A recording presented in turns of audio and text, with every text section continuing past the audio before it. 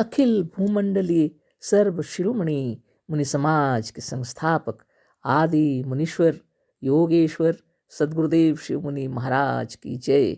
उपस्थित मुनि वृंद, साधु सज्जन वृंद, संत वृंद, साधक वृंद, आध्यात्म ज्ञान के जिज्ञासुओं और प्रेमियों, सभी श्रोता वृंद, आप सबको मेरा कोटिशः नमन, सप्रेम जय जीव। तो आध्यात्मिक चर्चा चल रही है और हम लोग सद्गुरुदेव शिव मुनि महाराज रचित ग्रंथ सत्य सुंदर और स्वतंत्र विचार पर चर्चा कर रहे हैं। और अध्याय क्या है, अध्याय 2-3 पर चर्चा हो रही है, स्वतंत्र बुद्धि की महिमा, है ना। और कल जो पढ़े थे उसका अंतिम 2 वाक्य पढ़ देते हैं, 2-3 वाक्य, है ना। उच्च ज्ञान की पवित्रता, महानता और चमक छोटे हृदय को अपने पास नहीं आने देती। मनुष्य अपने से अपने को दीन, हीन और पराधीन मानकर अवनति के गड्ढे में पड़ा हुआ है। अपने आत्मा की अद्भुत शक्ति को अपनी स्वतंत्र बुद्धि में लाना है, बुद्धि से काम में लाना नहीं चाहता। तो इस तरह से कल हम लोग चर्चा किए, मनुष्य अपनी इच्छा से ही उन्नति करता है और अपनी इच्छा से ही गड्ढे में पड़े रहता है। तो हम लोग को आत्मबल मनोबल बनाने के लिए नित्य योगाभ्यास करना चाहिए। इस विषय पर चर्चा हो गई। आज हम लोग आगे बढ़ते हैं। स्वावलंबन और स्वतंत्र विचार सारी उन्नतियों का मूल मंत्र है। आत्माभिमान और आत्म पूजा वेदांत में बड़ा महत्व रखता है ना। कट गया है ना। हाँ, किसी को तुच्छ समझना आत्माभिमान नहीं है। देखिए, बहुत बड़ी बात है ना, तो अच्छी तरह समझ लेना चाहिए। स्वावलंबन और स्वतंत्र विचार अपनी उन्नति का मूल मंत्र है। स्वावलंबी तो होना ही चाहिए, स्वतंत्र विचारक होना चाहिए, तब जाके हमारी उन्नति होगी। यह उन्नति का मूल मंत्र है, स्वावलंबन और स्वतंत्र विचार। आत्माभिमान और आत्म पूजा वेदांत में बड़ा महत्व रखता है। आत्माभिमान और आत्म पूजा वेदांत में बहुत महत्व रखता है। लेकिन इसको अच्छे से समझना है। हाँ, किसी को तुच्छ समझना आत्माभिमान नहीं है ना। आत्माभिमान और आत्म पूजा वेदांत में बहुत बड़ा महत्व की बात है ना। वेदांत में बड़ा महत्व रखता है। लेकिन यदि आप आत्माभिमानी हैं तो दूसरे को भी सम्मान देंगे, है ना। ऐसा नहीं है कि आप आत्माभिमानी हैं, आत्म पूजा करते हैं और दूसरे को तुच्छ समझते हैं, तो सचमुच में आप आत्माभिमानी नहीं हैं कि आत्म पूजा भी नहीं करते, है ना। तो बहुत बड़ी बात है, बहुत रहस्यमय बातें, है ना। जो योगी है, जो साधक है, वही इन बातों को अच्छे से समझ सकते हैं। तो ठीक से हृदय के अंदर में ये विचार उत्पन्न होता है और अंदर में उसको विचार विमर्श कर लीजिए। आत्माभिमान और आत्म पूजा वेदांत में बड़ा महत्व रखता है। हाँ, किसी को तुच्छ समझना आत्माभिमान नहीं है। इस विश्व में वेदांत सबसे उच्च कोटि का होना चाहिए, है ना। वेदांत का मतलब है ऐसा ज्ञान जो सर्वोच्च हो, उससे ऊंचा और कोई भी ज्ञान नहीं है। सद्गुरुदेव कहते हैं उसको आत्मज्ञान, है ना। तो आत्मज्ञानी यदि कोई है तो निश्चित रूप से उसके हृदय में आत्मगौरव होगा, आत्म पूजा, आत्माभिमान होगा। लेकिन ऐसा व्यक्ति दूसरे को तुच्छ कभी नहीं समझता, है ना। सभी को ब्रह्म समझता है। वेदांत के अंदर तो यही है, अहम ब्रह्मास्मि तत्त्वमसि, मैं ब्रह्म हूँ और तुम भी वही हो। मनुष्य जड़ नहीं चेतन है ना। चेतन वही है जिसमें बुद्धि या विचार की शक्ति है। तो मनुष्य तो जड़ नहीं है, चेतन है। और सद्गुरुदेव कहते हैं चेतन भी उसी को हम लोग कहेंगे जिसके अंदर विचार शक्ति भी होनी चाहिए। जितने चेतन है उसमें मनुष्य को सर्वश्रेष्ठ कहा गया है ना। अतः मनुष्य और कुछ नहीं, केवल एक विचारमय प्राणी है। मनुष्य और कुछ भी नहीं, केवल एक विचारमय प्राणी है। मनुष्य की बड़ाई, छोटाई, उन्नत्या उन्नति और बंध मोक्ष सब उसकी बुद्धि के अधीन में है ना। सब अपनी ही बुद्धि के अधीन है। मनुष्य की बड़ाई छोटाई औन्नति उन्नति सब है ना, बंधन और मोक्ष का कारण भी उसकी बुद्धि ही है। मनुष्य चाहे लंबाई चौड़ाई शरीर के हिसाब से जैसा भी हो रहे, लेकिन बुद्धि के हिसाब से बड़ाई छोटाई उन्नति अवनति बंधन और मोक्ष का कारण भी उसकी बुद्धि के अधीन में ही है। यदि आप किसी मजहब और किताब के भीतर अपने को बांध देते हैं और उस पर तर्क करना नहीं चाहते, किंतु उसे ईश्वरकृत मानकर उसके आगे जाने से झिझकते हैं, तो समझ लीजिए आप कभी उन्नति नहीं कर सकते, आपको कभी सच्चा ज्ञान नहीं हो सकता। देखिए कितनी बड़ी बात है ना। यदि आप किसी मजहब समझ में आता है ना, जो अपनी आत्मा को छोड़कर इसकी कल्पना को श्रेष्ठ समझते हैं, उसको कहते हैं मजहब।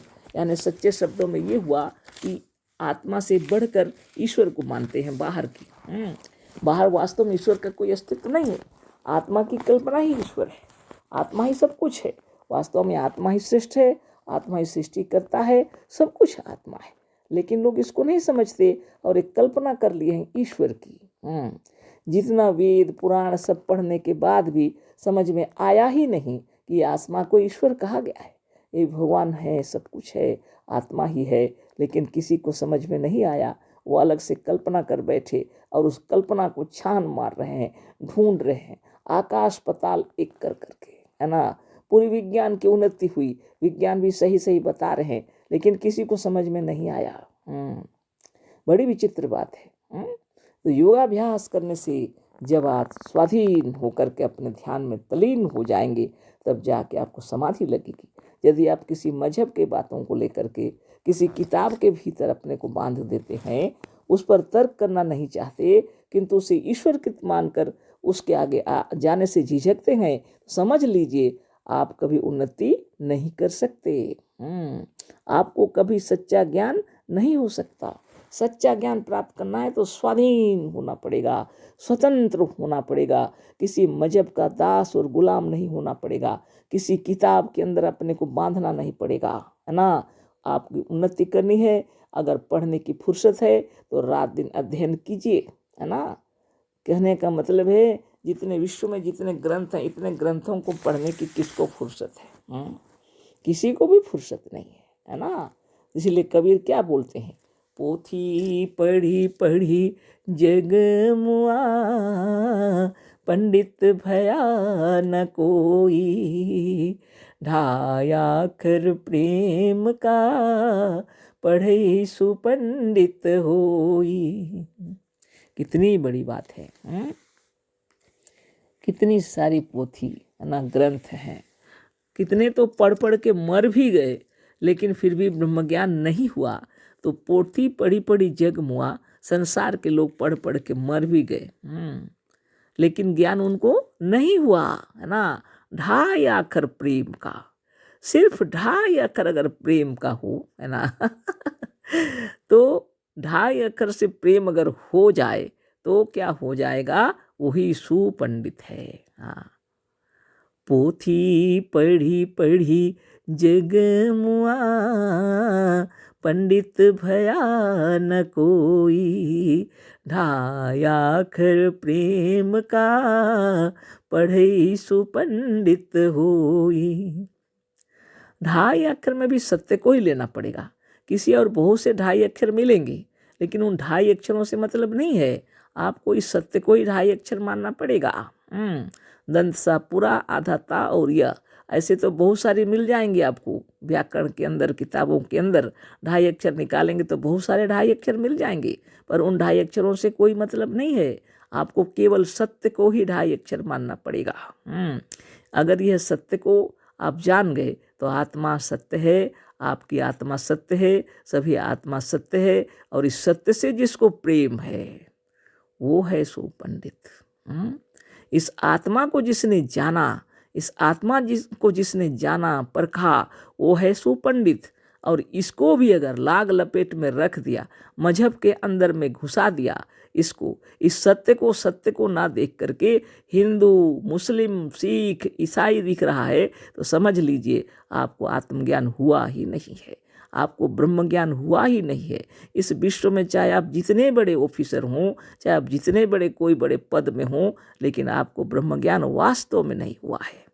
आप चाहे जितनी भाषाएं जानते हों, चाहे अंग्रेजी के ज्ञाता हों, चाहे संस्कृत के पंडित हों, लेकिन आपको यदि सत्य का ज्ञान ही नहीं है तो आप ब्रह्म ज्ञानी नहीं हैं। सदगुरुदेव के कहने का मतलब यही है।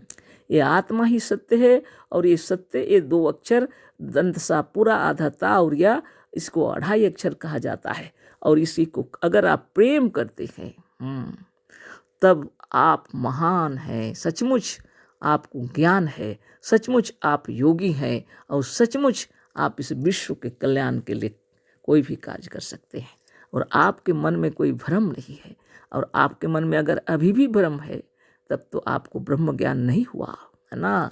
इसलिए गुरुदेव लिखे हैं, यदि आप किसी मजहब और किताब के भीतर अपने को बांध देते हैं और उस पर तर्क करना नहीं चाहते, किंतु उसे ईश्वरकृत मानकर उसके आगे जाने से झिझकते हैं, तो समझ लीजिए आप कभी उन्नति नहीं कर सकते, आपको कभी सच्चा ज्ञान नहीं हो सकता। ये बहुत बड़ी बात है। खूब विचार कीजिए, कल फिर चर्चा होगी, है ना। तो अहम ब्रह्मास्मि तत्त्वमसि, सर्वे भवन्तु सुखिनः, सर्वे सन्तु निरामया, सर्वे भद्राणि पश्यन्तु, मा कश्चित् दुःख भाग् भवेत्। सद्गुरुदेव शिवमुनि महाराज की जय। अशेष धन्यवाद। सप्रेम जय जीव, कोटिशः नमन।